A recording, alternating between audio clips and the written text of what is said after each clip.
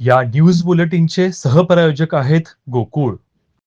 रत्नागिरी शहरातील साळवी स्टॉप परिसरात असलेल्या नगर परिषदेच्या कचरा डेपोला गुरुवारी अचानक भीषण आग लागली. या आगीने रौद्ररूप धारण केल्याने परिसरात धुराचे साम्राज्य पसरले होते. स्थानिक नागरिकांमध्ये भीतीचे वातावरण देखील निर्माण झाले आहे.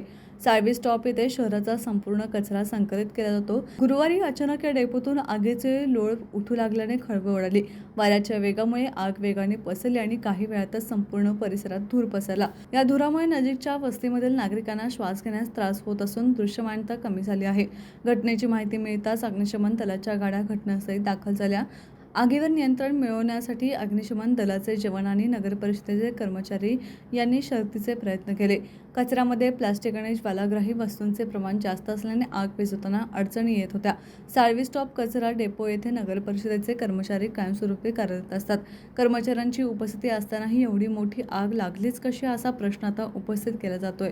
ही आग नैसर्गिक कारणाने लागली की कोणी जाणीवपूर्वक लावली याबाबत संशय व्यक्त केला जात आहे. आगीचे नेमके कारण अद्याप स्पष्ट झालेले नाही.